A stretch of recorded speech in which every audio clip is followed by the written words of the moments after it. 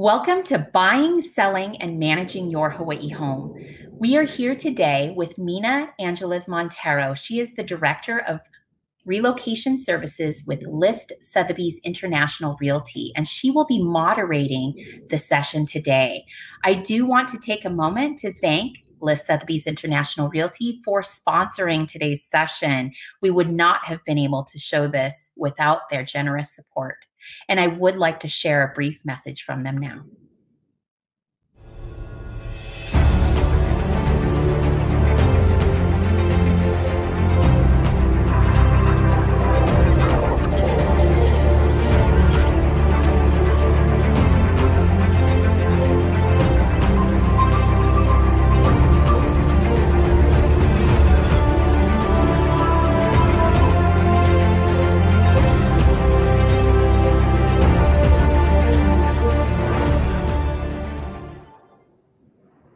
Thank you so much for sponsoring this session. And Mina, I'm going to let you take over and get started with this. Well, great. Good morning. So again, my name is Mina Angeles Montero, Director of Relocation. And we're here today with three top agents from List Sotheby's International Realty. So on the buy side, we have Aaron Tanganon, two-time Aloha Aina Award winner. On the sell side, we have Lefty Altman, top producer for 3 consecutive years. And on the property management side, we have Yukiko Yang, top 100 realtors for Sotheby's International Realty Worldwide. HAWAIIHOMEMAG, ladies and gentlemen. So we're going to start with a single question that will apply to all three of our panelists. And this question really stems from how the real estate industry had to pivot and provide solutions during a pandemic starting in 2020 and continuing on today. So that question is, if I'm not in Hawaii, what should I expect from my realtor when buying, selling, or managing a property? So Aaron, we're going to start with you. What kind of help should I expect from you when buying a property if I'm not yet in Hawaii? Well, thanks, Mina. That is a good question that we've seen the scenarios happen a lot more frequently in 2020 than we may have seen in years past. So when I engage with prospective buyers who make an inquiry online, or virtually, it takes a little bit more educating. I think your agent needs to really tell you what Hawaii is like, especially if you've never been here before, never vacationed here before, understanding the culture and understanding the neighborhoods, the dynamics of the neighborhoods, but then going back to finding out why these people want to buy here. Why are they relocating? It could be for a job. Their job's opening an office here, or just moving them here to be in a different position. So understanding their needs, is school important? Do they need to be close to shops, restaurants, and entertainment? Do they want to be close to the beach? And then fitting all that in within their price point and their budget. So that's kind of what it's been turning into, and we can accomplish that virtually through technology. And what I like to do is, once I make the introduction, have the conversation, and find out those answers, I'll share my mobile app with them that gives them direct access to our local MLS system so that they see listings as soon as it comes on the market and at the same time that I'll see it. So with both of us engaging in the market and keeping our eyes out, I find that we are able to accomplish the goal of finding them their home a lot quicker, a lot easier. So what is your process then to start out with? So you go through those questions, you get all of their needs, and you get their budget. Do you send them a list of homes per their wish list, or do you start with a lender first? Good question, Mina. I always recommend that they come to me pre-qualified. If they're not, I'll give them a list of recommended lenders that I've worked with in the past or who come highly recommended. And I'll leave the shopping of the lender up to them, because they need to trust that person and build rapport and communication through the lending process. So that is definitely the first step. And then we go into finding the home and creating your wish list. Got it.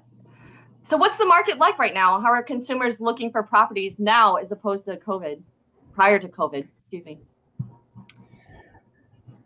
The home buying market right now is really, really competitive.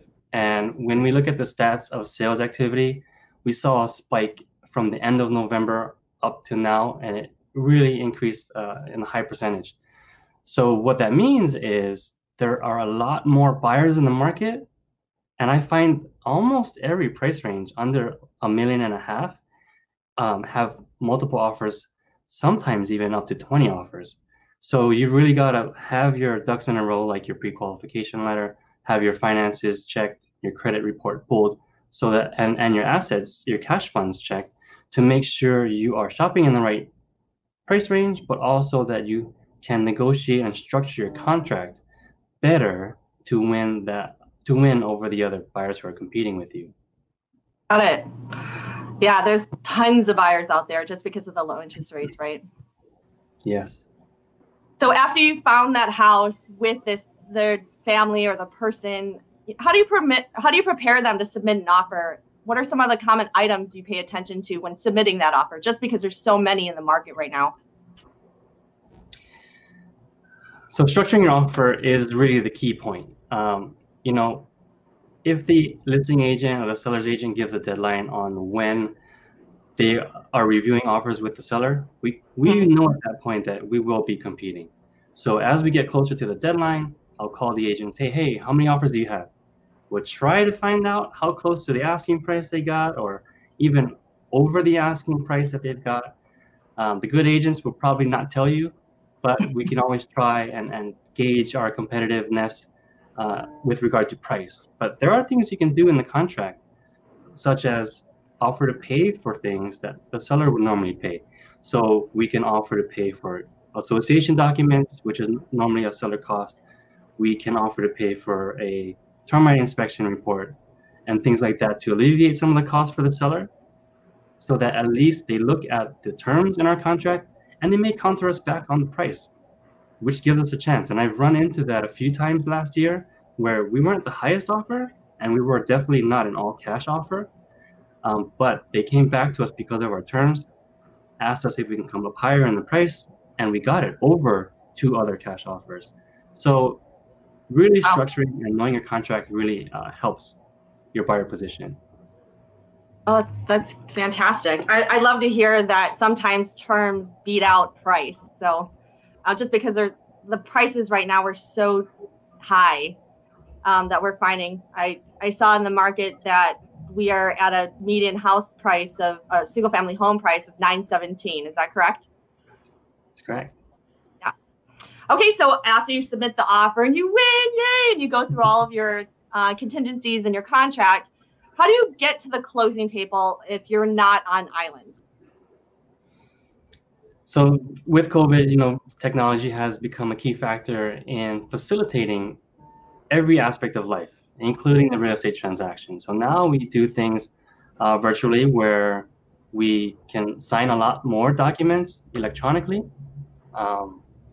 If you're not here on island, we usually send things through DocuSign so that you can electronically sign things like the purchase contract, your mortgage applications, documents that are required, things like that. But there are still things you need to do in person. So if they're not here on island, we send a mobile notary to whatever state or country that they might be in to help get the wet signatures, verify their ID, and sign those documents with a notary as required by our state of Hawaii. So those things still need to be done in person and can still be done. Got it. Thank you so much for that. Is there anything else you want to just put out there to those that are looking to purchase in the market right now? Is there like a lasting impression that you would like to leave? Well, I think right now, be patient in the market. It can be discouraging, but don't give up hope, because there's always a reason to buy and there's always a reason to sell. So as we see more activity happening with buyers, we will see the inventory shrink, but someone will want to sell their property and cash in, or maybe someone else is relocating to work in another state, or moving back home to their home state because now things are more virtual. So don't give up hope. I say, continue to look for properties. Sometimes your realtors will do things for your buyers above and beyond. So for example, I'm showing a family now that relocated here and are only here for a few days. We looked at everything on the market. We submitted a few offers and we lost just because it's so competitive. And they even went in, over the asking price, put more cash down, asked their parents for money to make their offer more cash heavy and stronger, and we still Wow. missed it. So things we can do are marketing things, sending out mailers or postcards, knocking on doors, asking people if they want to sell their home that my buyer may want to live in, or going through the old MLS listings that may have expired or have come off the market last year, and asking those realtors, hey, is your client still interested in selling? Because my buyer really loves this neighborhood and would love to see the property that you had listed last year if your seller is still wanting to sell. So those are little things I think we need to think about, go a little bit outside of the box to really work for our buyers.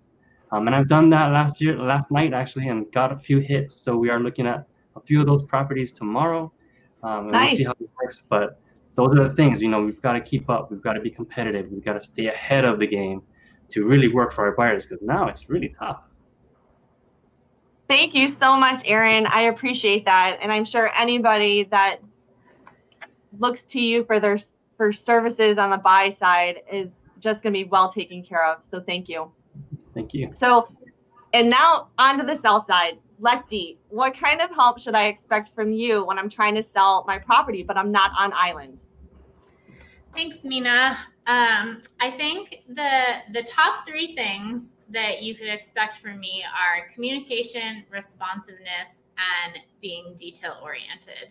And before I talk about those a little bit, I kind of want to piggyback off of what Aaron was saying on the buy side, which is also really important on the sell side, is finding out from your seller, why are you selling? What's motivating you to get your property sold? Are you wanting to be closer to family? Are you wanting to find a bigger property, a smaller property? But your motivation to sell is going to be a very important part of the selling process.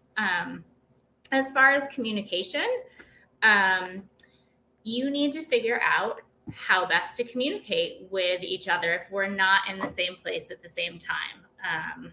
If we are here, if I'm here and you're on the mainland, or if you're on another island, or you're in another country, is it better to communicate over phone? Is it better to communicate over text, email, video chat, like we're doing right now? Every seller's preference is different. And sometimes you have 2 sellers and the husband likes the telephone and the wife likes the text, or the boyfriend or the girlfriend or whoever, whatever communication style they like. I need to be able to adapt to that, and being available to do all of those different types of communication styles is really, really important. So I remember that there was a moment you had talked to me about a couple that were literally in different states and different time zones. How did that work? Yes. So I did have sellers. One was in California, one was on the East Coast, so completely different time zones. The one in California was strictly an email or texter. She wouldn't want to get on the telephone at all. That was just not her style. The one on the East Coast was always on the telephone, didn't trust email and text messages. So we just set up times, every other day to get on the phone to talk about what was going on throughout the process, and then coordinating times with, Hawaii, California, and East Coast for the 3 of us to get together. So it's definitely something to juggle, but it can be done. You just have to be flexible as the agent and willing to do what is best and what works best for your clients. So when they do come to you and they say, yes, I would love for you to list my property, how do you get all that paperwork done? Exactly.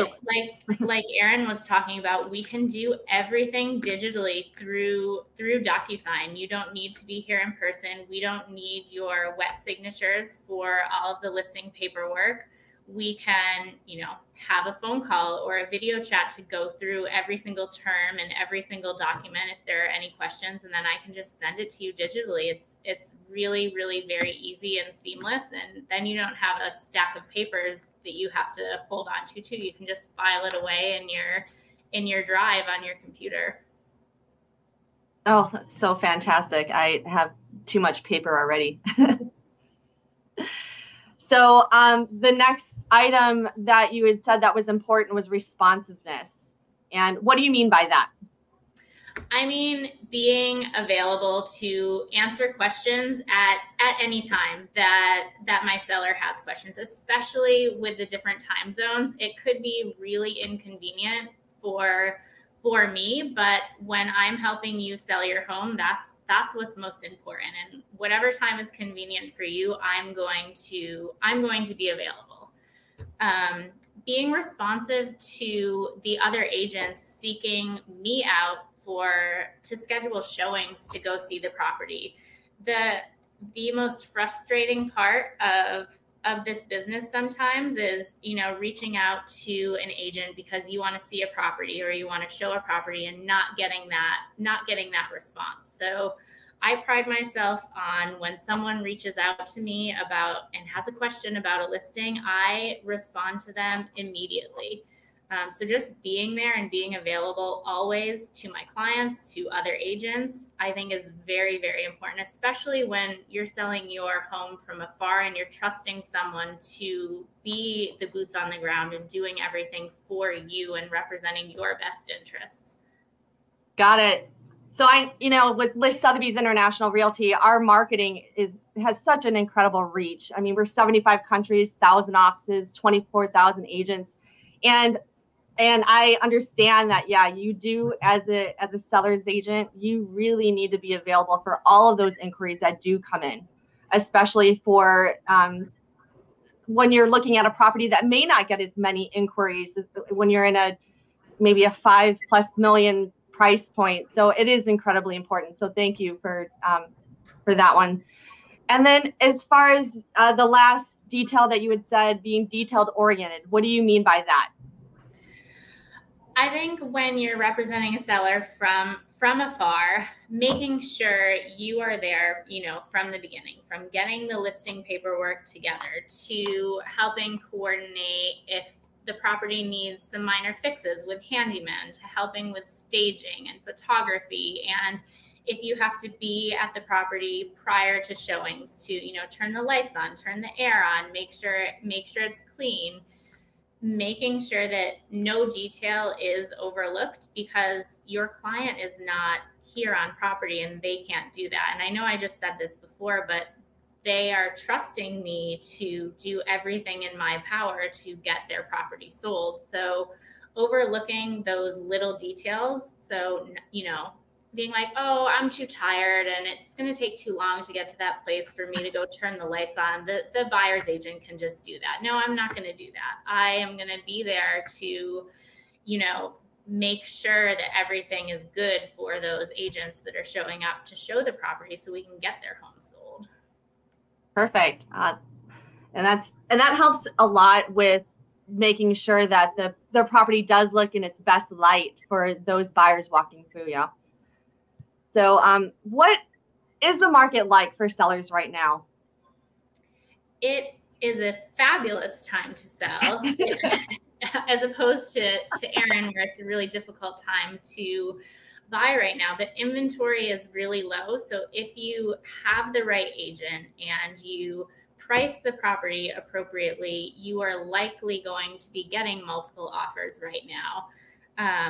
And that kind of goes back to what we were talking about in the beginning, why you're selling. Like, what are you going to do when you get all of those offers? How are you going to choose? Are you going to choose the highest offer? Are you going to choose the biggest down payment? Are you going to choose this family who wants their forever dream home? And I cannot answer that question for you. As a seller, you need to kind of think back to that question we talked about at the beginning, as why we're selling your home, to help make that decision. Yeah, there's just, I really, actually, it's probably pretty tough as a seller, just trying to figure out and choose how we go forward, because there's literally like 20 offers on the table. So how do you go about doing that in sitting down with the seller? Yeah, I mean, it's can be super overwhelming as a seller right now when you have your property listed and all of a sudden you have 32 offers on your property. Each purchase contract, the Hawaii purchase contract, is 14 pages long, not including any other addendum that have been included. So to say, okay, sellers, here's 14 times 32 pages plus extra, that's a bit much. So what I do for my sellers is I put together a nice Excel spreadsheet that has, the offers listed in order that they were received with all of the most important terms of the contract kind of laid out. So they see everything from all offers on one piece of paper in front of them, and we can kind of go through the offers in that matter. They obviously will get a copy of the full purchase contract and everything from everyone, but just so they can see everything easily, I have a nice little Excel file that I share with them. Well, thank you so much for sharing your process and how you go about helping the sellers in the market at this time. Thank you, Letty. You're welcome. So on to property management. Yukiko, what kind of help can I expect from you and your team when managing my property? And do you manage all types of properties? Yes, thank you, Mina. Well, there were the people say that list Sotheby International Realty.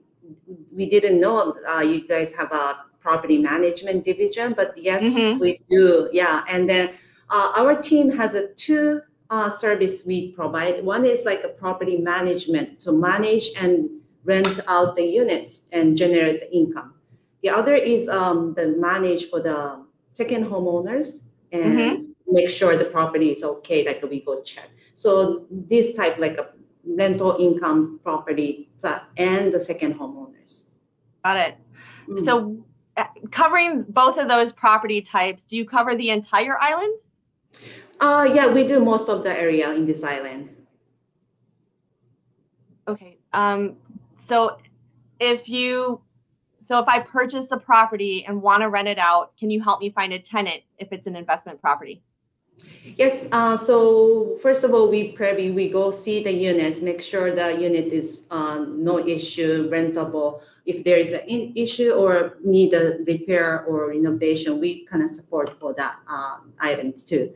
And then take photo and put it on the market, and then we do showings, and then we report weekly, like how many showing we got, how many inquiries we got, and until we find that to secure the tenant.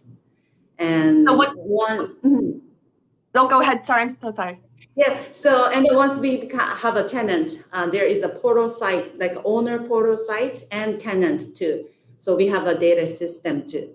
So owner can go log in, and then they can check always like the income statement, like what's the expense, like you can go check like a previous month or before too.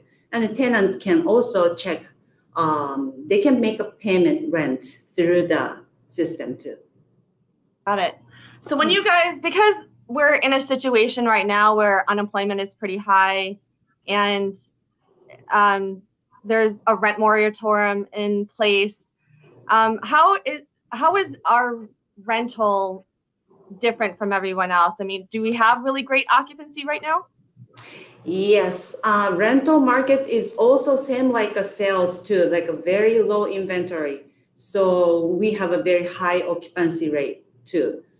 Yes, there is a restriction due to the COVID-19. So if the tenant, they don't pay the rent, owner cannot evict them due to the unpaid rent.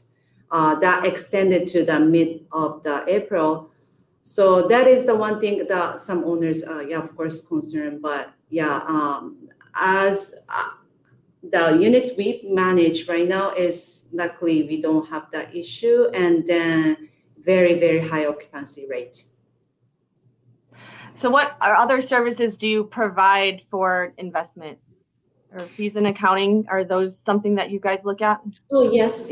So the owner, receive the income, that means you have to pay for the tax to like a GET, general exercise tax, which is the Hawaii state tax. If it's the short-term rental, which is the less than 6 months, you have to pay for the TAT, like a transient accommodation tax too. So the owner can pay, file and pay by themselves, but we do on behalf of the owner too. So those service, of course, the owners who don't live here, this island, they have to pay for the owner's insurance and property tax. Those are we can support to the owners too. Got it. So that's only for long-term rental, or is that for vacation rental? No, we do for both, like a long-term, short-term rental owners, also that we do for the second homeowners too. Got it. And so how do you determine whether or not a property would be best for long-term or short-term? Can the owner just choose either one? Yeah, depends on the area, zoning or building. You know, if it's a condominium, they have each house rule. So it's not something that owner or we decided we like to rent out like a short or long. So basically, you have to check that first. And of course, we search that for the owners too. So if the zoning or condominium is okay to do less than 6 months, we can do the short term.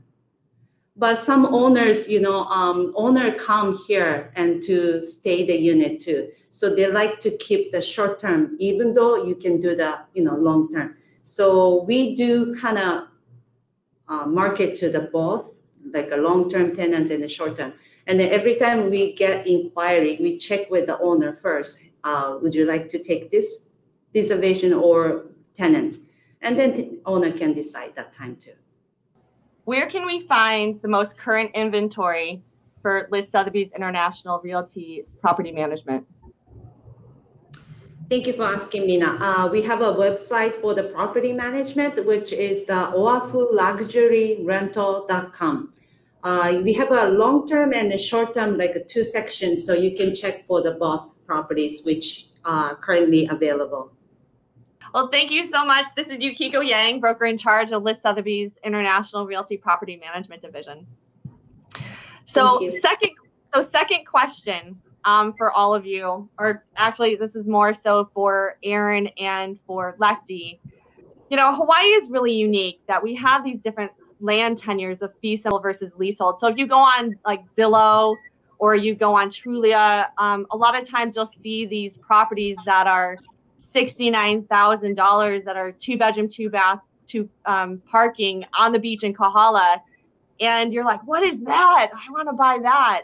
So for those of you that aren't familiar with these terms, and for sake of brevity, fee simple means you own the land underneath your property, and leasehold means you don't own the land underneath your property, and therefore you pay a lease rent.